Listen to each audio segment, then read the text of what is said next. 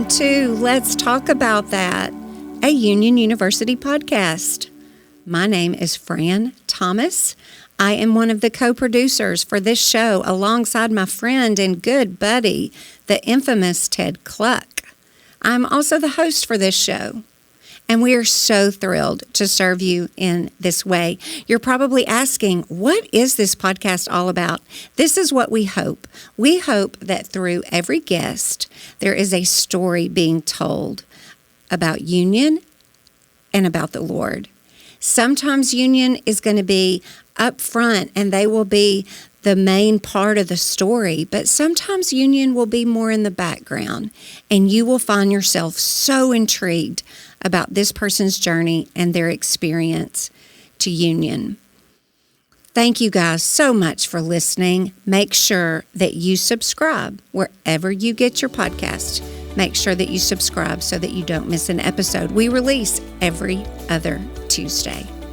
Okay, this is fun, you guys. We are so happy to be doing this for you. Enjoy episode 1 of Let's Talk About That.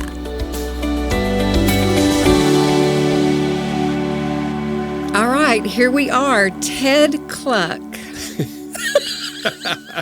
This, my friend, is the very first episode of Let's Talk About That, a Union University podcast. Again, I'm just sitting here going, what are we doing, Ted? What is all of this about? I'm just so thankful that we have been entrusted to this. I'll introduce myself by saying my name is Fran Thomas. I have worked at Union for 10 years, Ted. That's wild, isn't it? It is wild. Yeah. I think that that's probably all anybody honestly cares about is just who is she and why is she on this show. But here we are. Who are you, Ted? For anybody, the half a person that doesn't know you, who's Ted Cluck? There are a lot of people that don't know me. First of all, I'm happy to be here. This is fun. You're a little nervous, aren't you? I am a little nervous, We're going to Ted. get you through this. I'm sweating right now as we're talking. Yeah, well, you're going to do great. Okay, I know thank that. you. Thanks, Dad. You're a bit of a famous podcaster in your own right. Well, so, not like you, Ted. You're coming to this with some experience. I am. I'm thankful. I would never do this if I didn't have some kind of experience. This is terrifying. You're gonna be great. It's not terrifying. We're friends, and it's going to be easy. So, I'm a journalism prof here. I teach in the communication arts department. Yep. Associate professor. About to start year 9. Goodness. Isn't that wild? Yes, we kind of came together then. I was kind of a young man when I got here. You know what I mean? And like that ship has definitely sailed. I'm squarely middle-aged now. But I was a writer before this, wrote in the industry for 15 years, did books, did magazine work, ESPN, and Christianity Today and Gospel Coalition, a bunch of them. And what even the heck? Yeah, right? And then, and then showed up here. So. And then showed up here. Yeah. Okay, can I say this? Sure. That you are the Faculty Member of the Year. You won the award for Faculty of the Year, whatever its exact title is. Yeah, that's it. That's the exact title. Look at you. Isn't that wild? I was very, very, I was super excited, very proud of you for that. That's a big deal. And I know you're very humbled and honored by that. I am, yeah. A lot of great faculty have won it. Here's the funny thing about it, though. Like, I've been like the bridesmaid for this thing several years in a row. So, like, every time you get nominated. Yeah. And that getting nominated means you've made the top 3. Right. Oh, so wow. Even that's kind of an honor. So like the last several years I would get nominated and they're like, hey, congratulations. Your reward for getting nominated is, you have to turn in this 25-page document about sort of why you should get it. And then this would happen and I wouldn't get it, and I would always be a little bummed because those competitive juices, Fran Thomas, they start to flow a little bit. Yeah. Do you know who the other 2 people are? No, you don't. So I don't know who to resent, which is kind of, it's kind of tough for me. Who am I mad at except for now? when I see who wins, then I know who to resent. But yeah, it's kind of a weird deal, but kind of fun and gratifying. And I just enjoy teaching. Yeah. So hopefully my enjoyment of teaching has come through such that, we keep doing that. Yeah. We keep doing it well. Oh, you do it well. Every student I ever talk to, you are by far their favorite. Well, I appreciate it. Yeah. Yeah. Okay, Ted, why are we doing this podcast? I think we're doing it because This is funny, Fran. Like you and I both went to high school in the 90s, right? And college in the 90s. It was kind of the end of the monoculture. It was a different time.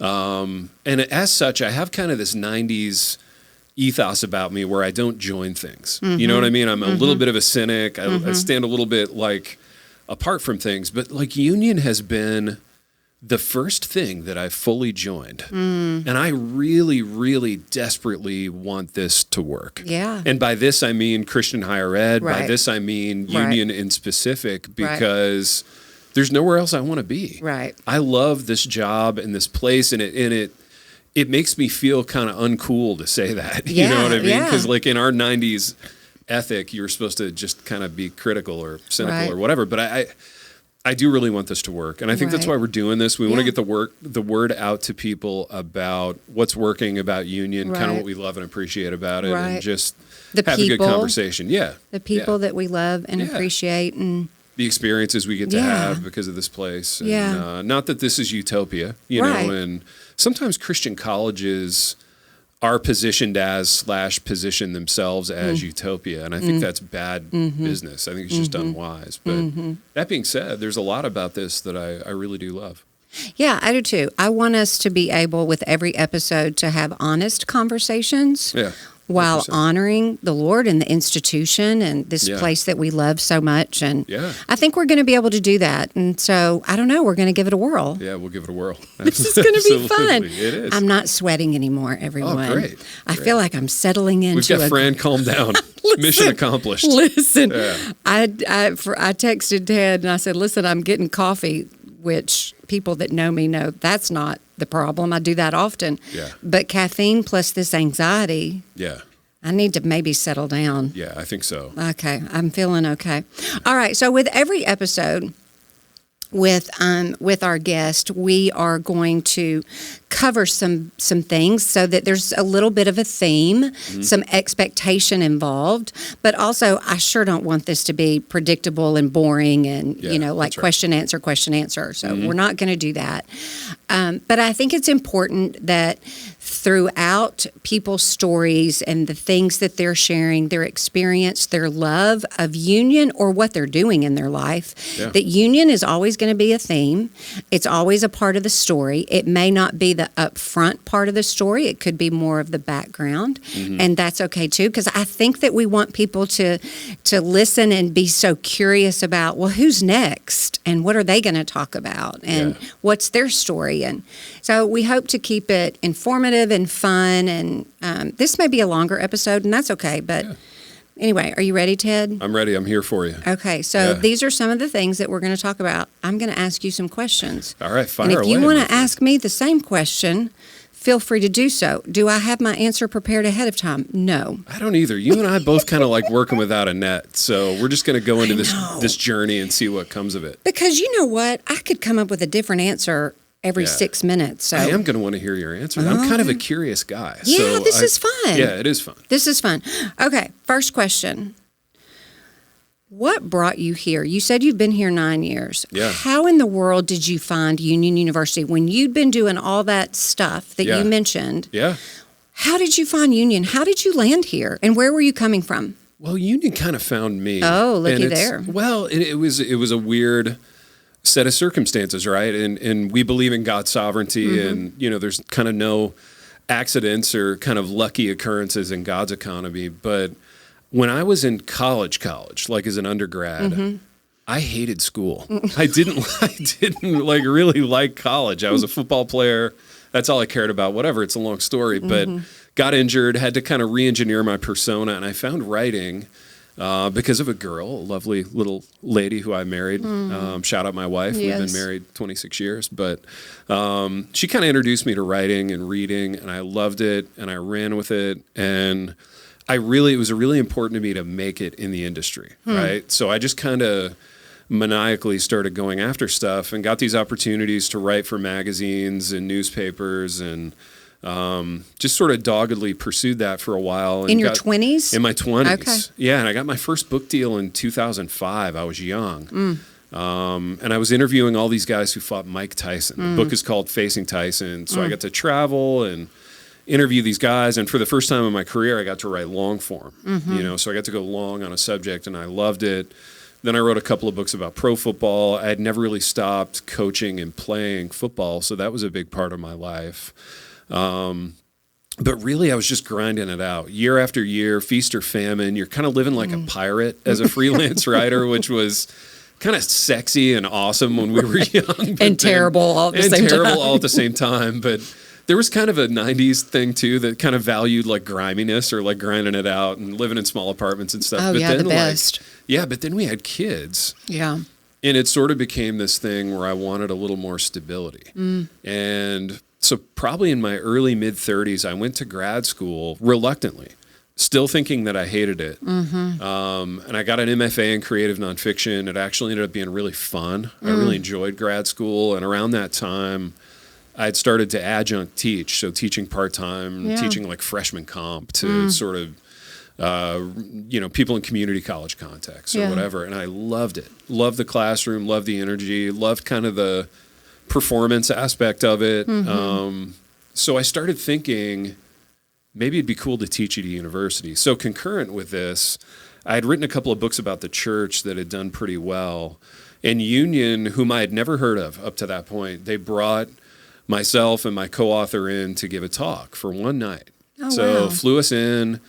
I can't remember if we didn't fly into Jackson. We must have flown into Memphis. Yeah. And the guy who sort of drove us around for that weekend, named Tim Ellsworth, shout out Tim, became a friend. He became like a real friend. This. Yeah, it's wild. So we were here for one night. I had never heard of the place, whatever, but Tim and I became friends, kind of stayed in touch.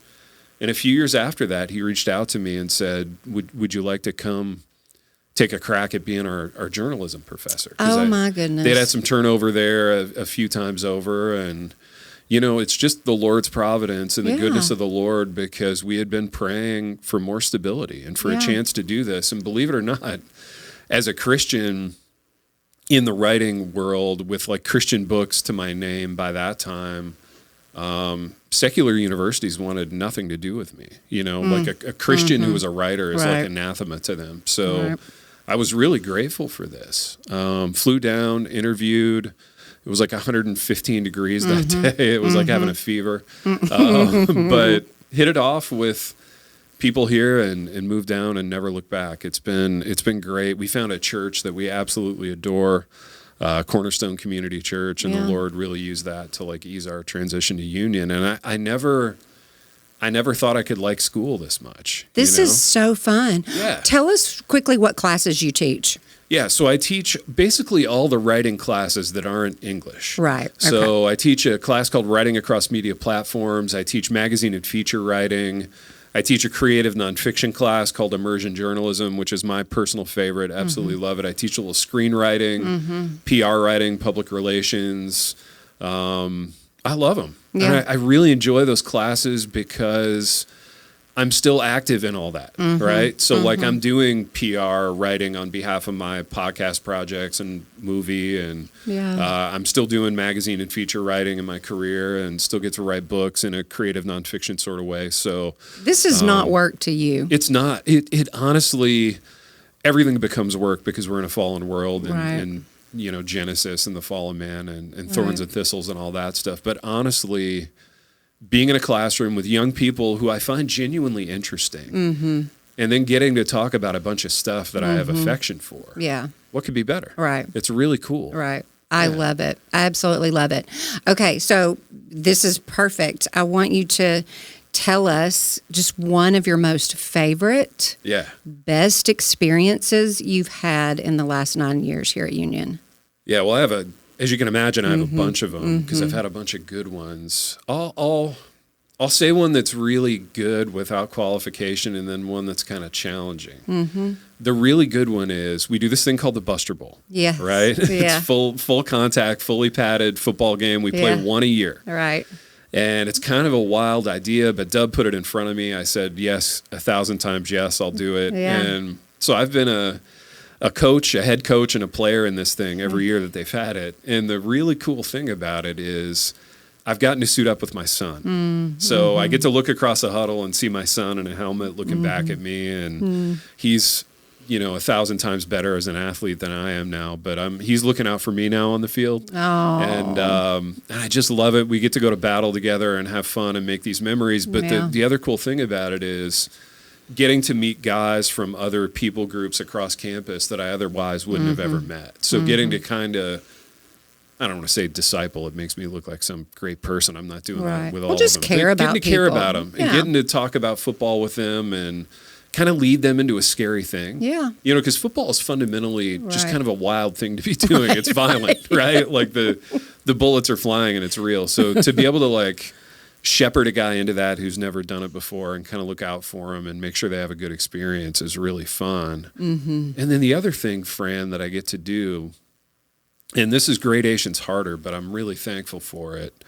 It seems like I'm the guy that people come to talk when they're right on the precipice of maybe walking away from their faith. Yeah. And gosh, it's gut-wrenching and hard, and you pour your heart and soul into it, and you write these long letters, and you have long, hard conversations, and it takes a toll emotionally. But I think the Lord's used it to make me more faithful in prayer, and I'm thankful for that. Yeah. And I know as I get older, that's going to be somebody else who inhabits that role because I'll get old and out of touch. But for right now, I'm really thankful for it, even though it's hard. Yeah. You know? I love that. I love that about Union and the fact that we are small enough to be able to have really good community with others, whether they're our peers or they're students that trust us and come to us and want to have a relationship with us and help them walk through these difficult seasons, whether it's about their faith or, just life, things that they're wrestling out and trying to figure out and sort through as an 18, 19, 20. Oh my gosh, yeah, they're right in the thick of it. They are right in the thick of it. And it's just a sweet, beautiful thing. I wish that everyone would take advantage of what they have right here. I know that some of that is, it's scary. Yeah. It's scary for people to go to an adult, even in this safe, wonderful, flawed. It feels risky. It does. I mean, it's just, it is risky, but I think it's so sweet. And so to hear you say that,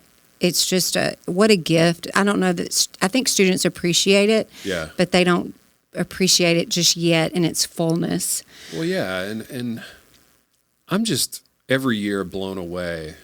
And my sense of awe and wonderment over this has not lessened over the years, and I'm thankful that's of the Lord. But I just have this tangible sense of I'm very lucky to be a writer who gets to make much of Christ in front of people. Right. Because I know that's not the norm. It's the exception. Right. It's getting harder and harder. It's getting harder and harder. And to be in a place where I get to do that, and really the older I get, the more I grow with the Lord, I live to make much of Him. Yeah. It's the meaning of my life, to glorify God and enjoy Him forever. And I get to do that in my classrooms. And I'm very aware that would not be the case in most places. Right. It's so much more than the classroom. Yeah. For sure. And I love that you see that and take advantage of that. Okay. Listen, guys, we could sit here and talk about all of this for 16 hours, but we're going to keep going. What do you love most about Union? If you could identify. Yeah. And I know we've already said some good things, so let's not say what we've already said, but what do you love most right now? And there's 10 things. We could always rattle off several things, but right here today, what do you love most about Union? Well, I'll be honest, it's a place where I'm known, right? And I think as a writer, you always want to be known by people, right? Yeah. So any given day I walk across campus, and I've got this wide variety of people giving me shout-outs, So it might be a men's basketball player or a, music kid or a theater kid or whatever. And I got these people giving me shout-outs. And so I'm known by a lot of people, but I also get to know a lot of people. That's right. Which is a privilege. That's right. Right? And to your earlier point, sometimes people share their stories with me. And I always encourage people to do that because I've been forgiven much in this world, right? So as a result, not a whole lot shocks me. And if people want to talk about Christ, if they want to talk about faith, I always encourage them, don't let the moment pass. Right. We've got a kind of a vapor's worth of time together here. The 4 years goes so fast. And, with us being on the other side of it like we are, it goes even faster for us. Yeah.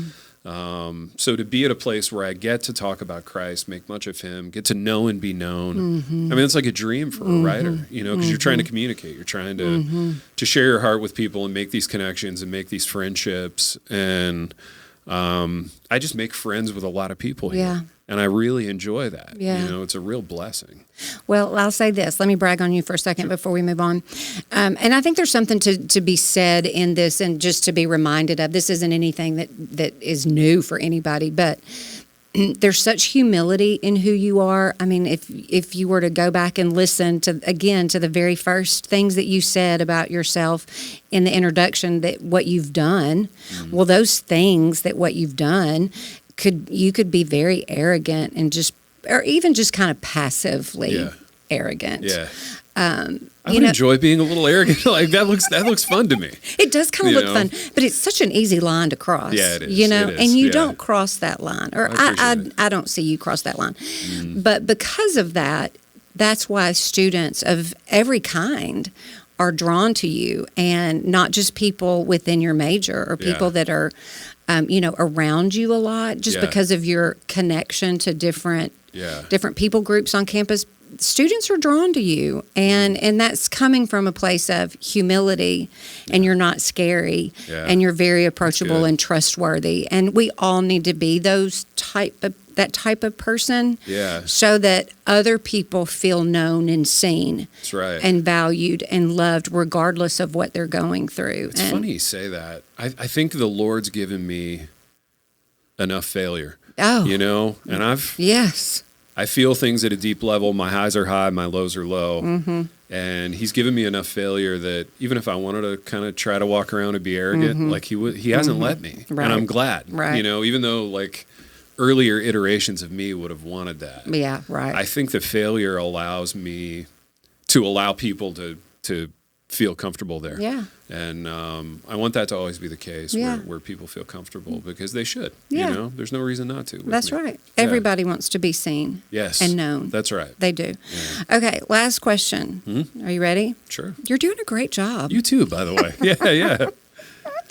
Okay, this is meant to be inspiring in nature, not critical, because that's not the type of conversation that we want to have. But I think when you look at whether we're talking about union, Christian higher ed in general, like it's just a hard time. It's a tough time in our world. And there's always room for improvement. There's things that we could be doing better. There's opportunities every day that we need to consider, so that we stay relevant, that we stay important, that people want Christian higher ed, that they want Union University. So from an inspiring angle, what changes, or what would you, want to see us do differently, or to consider that would better us for the good?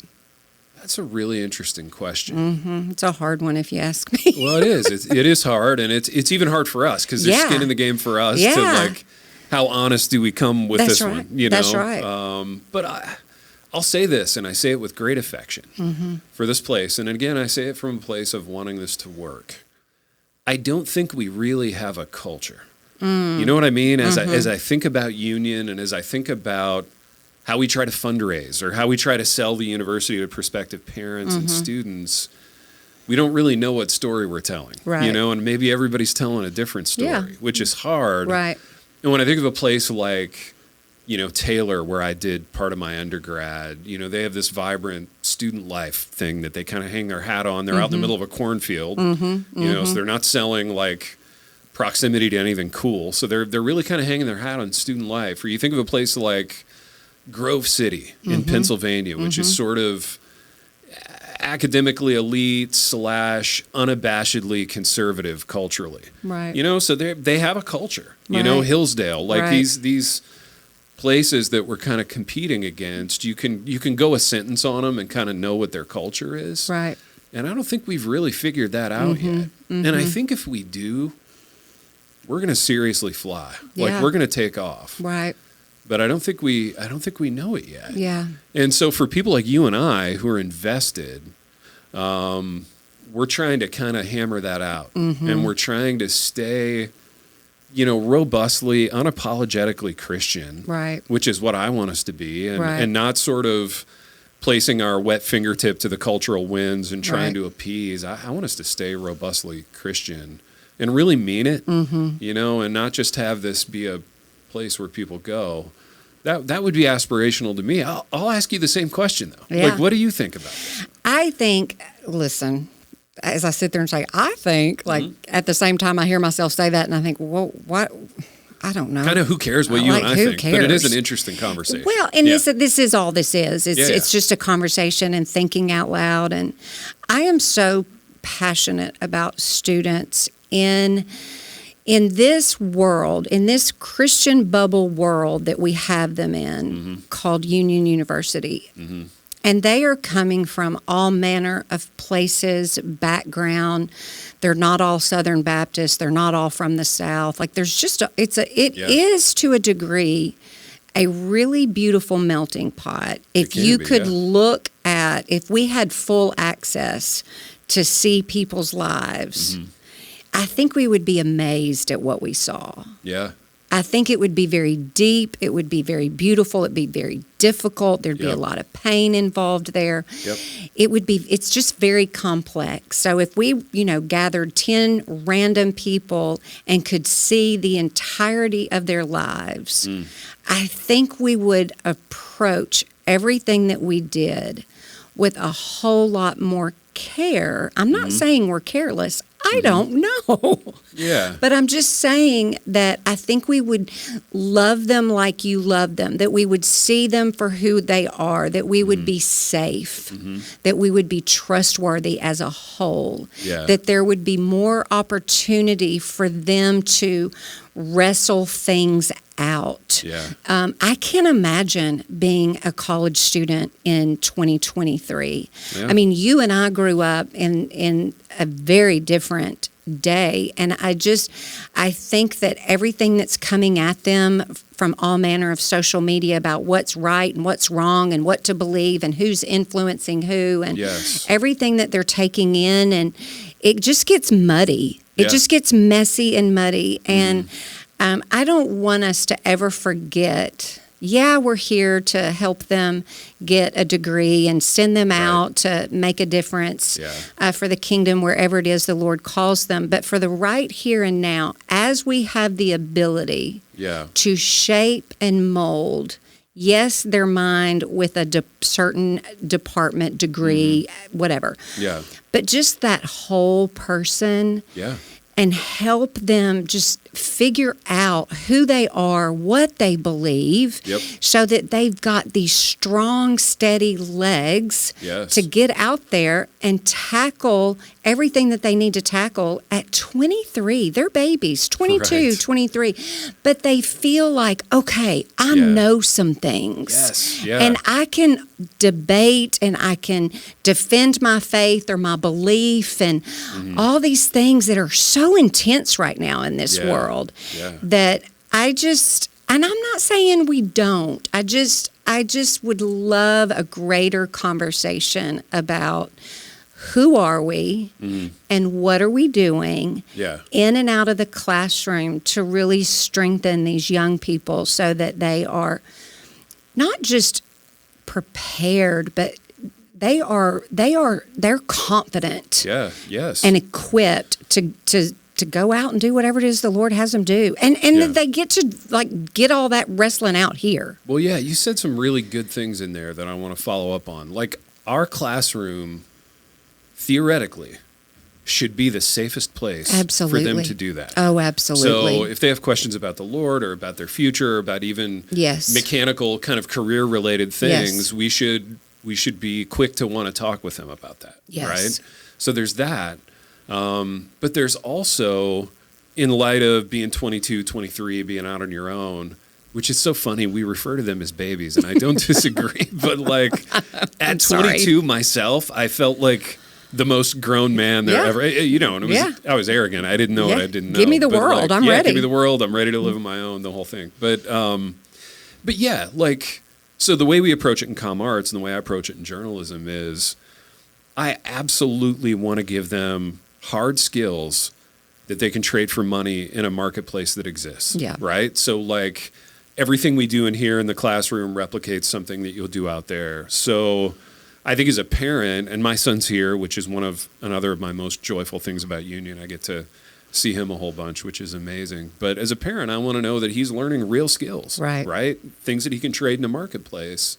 And so that's important. And we never stray too far from that. But we also, to your point, look for those opportunities where we can really know and be known and be in conversations and answer questions about the difficult stuff that they're going through, which in some ways is not all that different than the difficult things we were going through.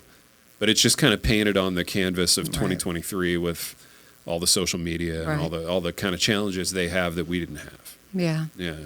Yeah, this is good. We could go on and on. I thought of a question I wanted to ask you, and I was like, nope, I'm not going to ask that question. No, really, I'm curious as to what it was. I think I've already forgotten. Oh, okay.